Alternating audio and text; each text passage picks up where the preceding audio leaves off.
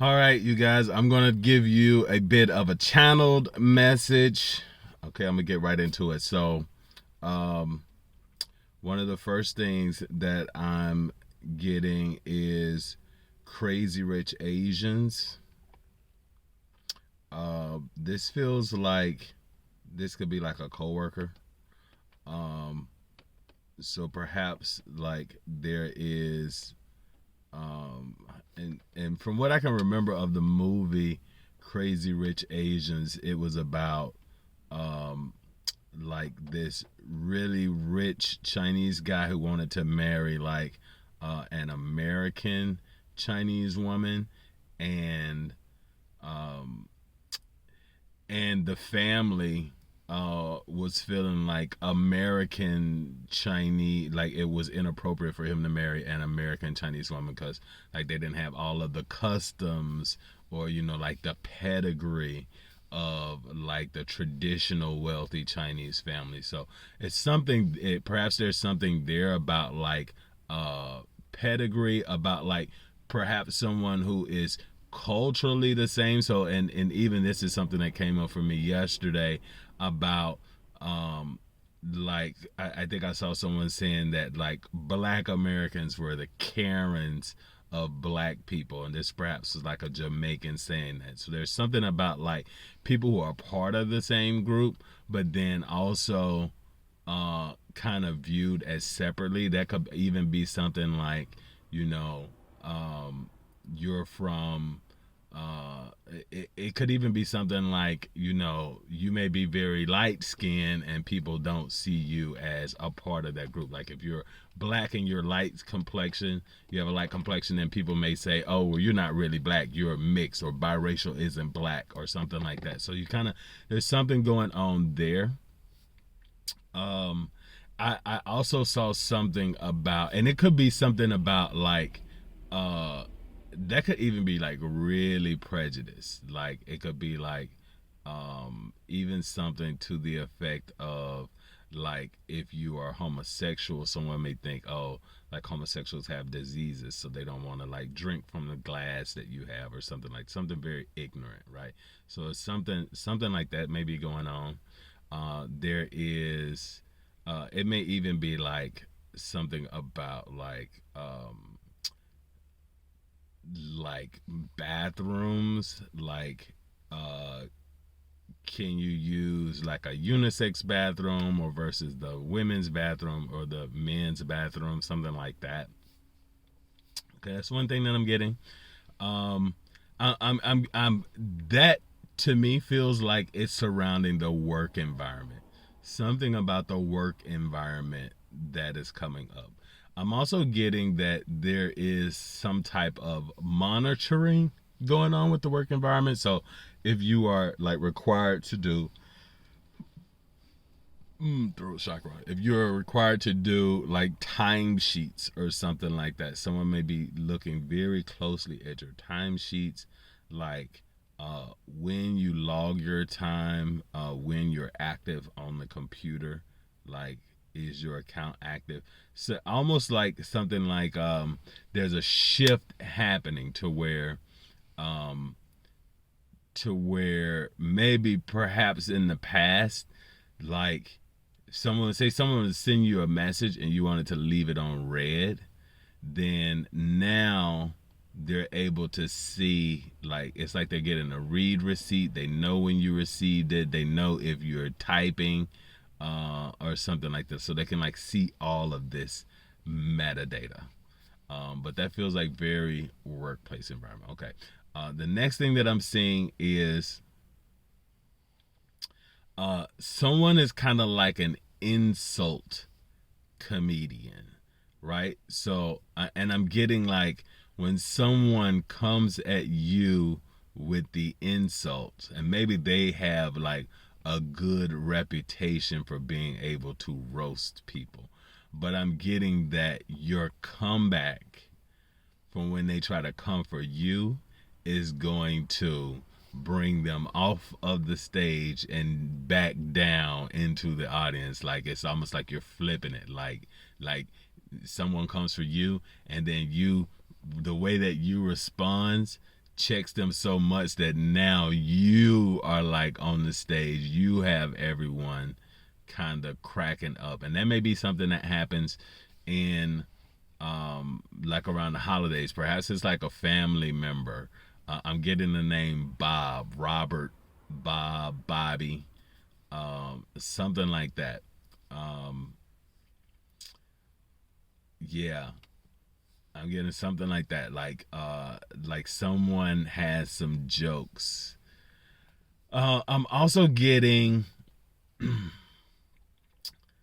I'm also getting like someone gives you someone gives you a gift, a small gift, and actually I'm getting like someone wants to give someone a small gift, and perhaps originally the gift is not for you. Someone wants to give this gift to someone close to you, and the person that's close to you that's on the receiving end of this gift, they don't really value it. They don't necessarily see that gift as something valuable. Um, and because you are there maybe in this moment and you're like, you can give it to me or I'll take it, something like that, it ends up being much more than what it initially was. For example, this is not what I saw, but I'll give this as an example. Say someone is giving out scratchers, right? And maybe they're like $1 scratchers. You know, typically on a $1 scratcher, perhaps you may win, you know, a dollar. Perhaps you may win $2, $3. But typically you're not going to win a lot on that $1 scratcher. So it's this thing of like someone perhaps knows that a $1 scratcher, no one really win. You don't really win much on that, and so then you know you end up getting like maybe their $1 scratcher, or you end up getting like more, a couple $1 scratchers, and one of them that you have actually wins much more than what was anticipated. But it really does feel like it was someone tried to gift this to someone else, and when you get it, it either it ends up being worth more or you end up making it worth more. Somehow it expands. And it's a financial expansion. Something about it is um, it may not necessarily be dollars, but something about it expands because I'm seeing I am getting like a currency. I'm not getting dollars. Um, actually, and the currency doesn't quite look like circular coins. They look almost like not quite a fleur de lis, but something like that. Um, and I'm getting like a name on the coins, like something like Ruggins. And I don't know that could be like rupees or something like that. So perhaps this is something that'll resonate with someone who's like um, Indian, perhaps I don't know. But I'm getting something like that, and actually, it feels something like because there's this thing of expansion.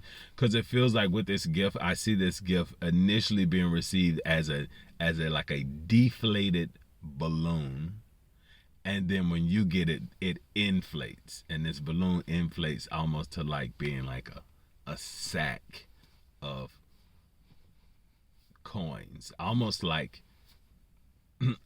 ancient coins or something like that, because they aren't quite like modern coins. They look like something very very different, and and yeah, so even if they're, and the thing about like ancient coins is that the value of them today is much more than what they would have been valued at in the past. So perhaps it is something that like you receive now, and then the value of it in the future is much more. So I'm getting that. Um, let's see.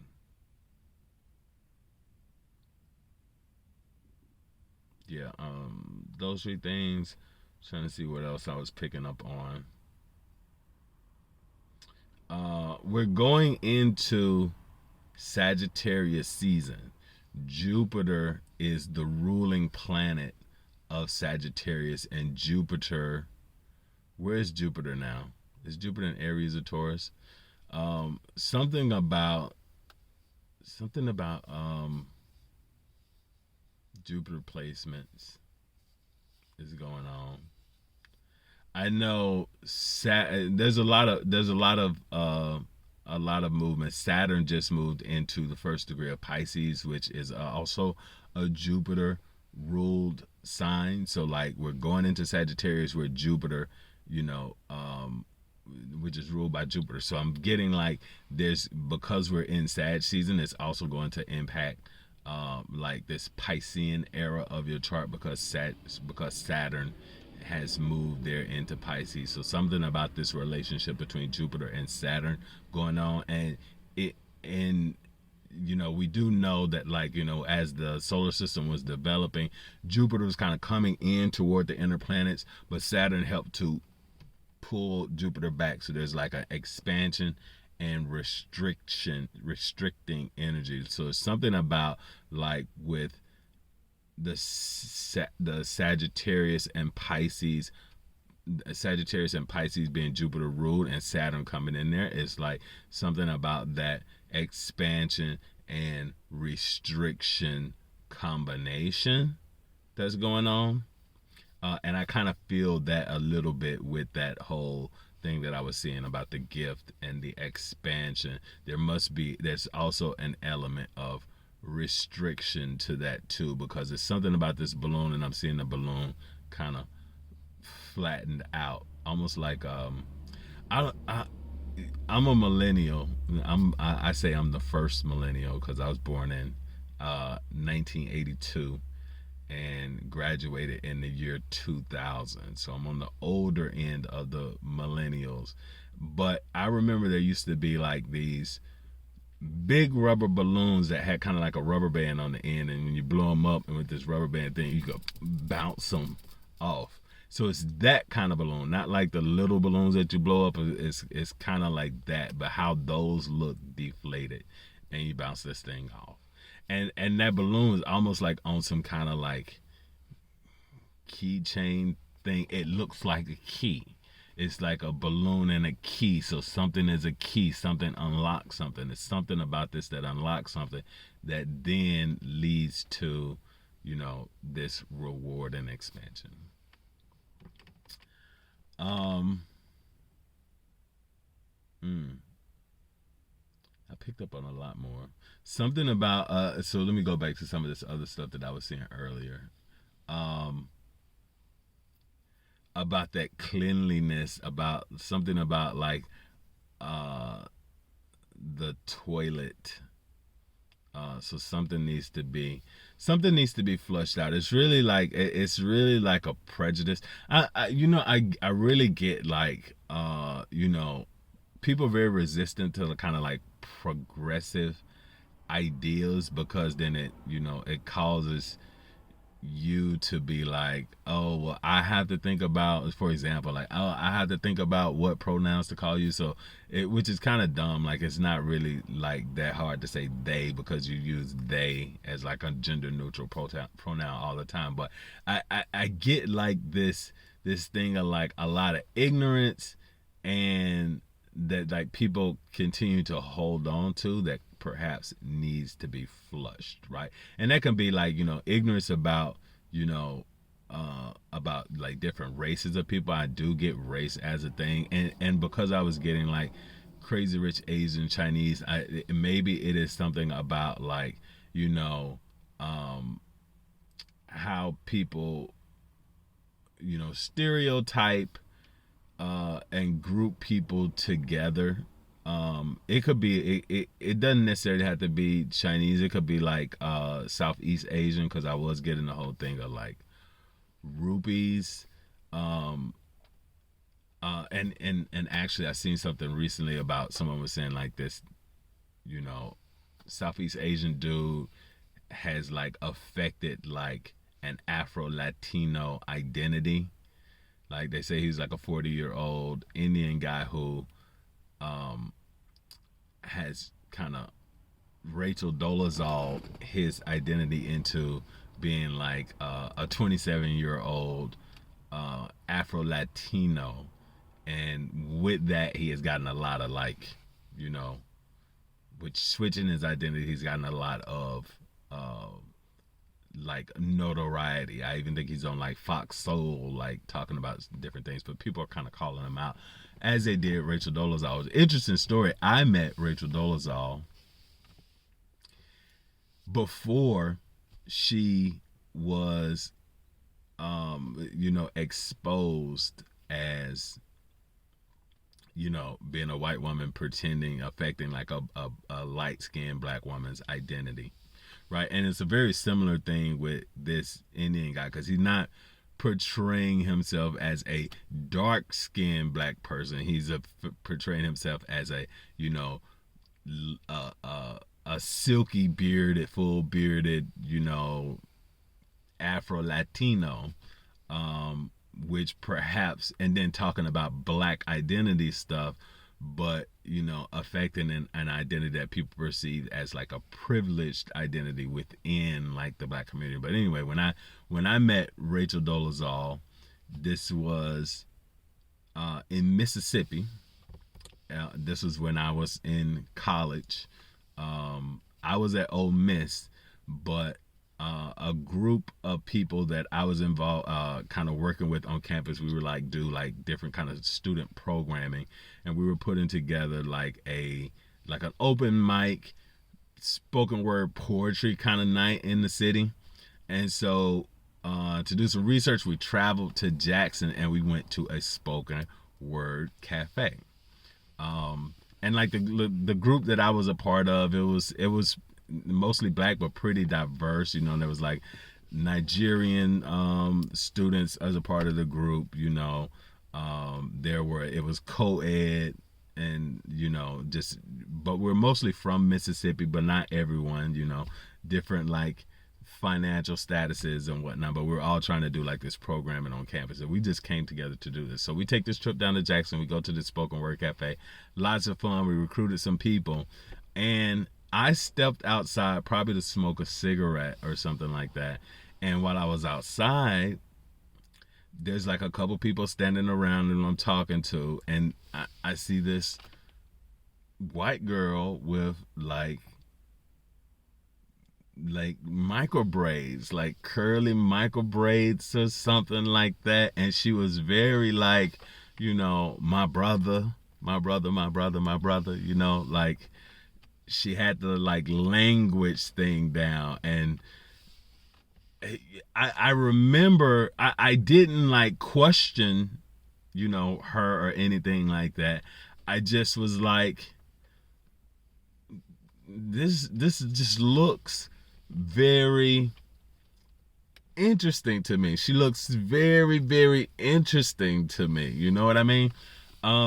But you know, it was something to that. It's like it was just like, it was like, I think I reckon, I'm like looking at her, I'm like, this white girl is like looking, you know, she's putting on like her whole like black identity. It was like so weird to me at the time. I think like at that time she probably wasn't as deep into it as maybe she hadn't gotten her, you know, foundation right to give her that like, you know, tinge of like looking biracial or something like that, you know. So it was just very, very interesting. But perhaps that is a part of it. It's like this thing of identity, because it really, it is a construct, right? Because like, you know, you can be like, I'm seeing on Twitter like two different things. I'm seeing like, you know, people saying like, one, like, you know, the Jamaicans saying, oh,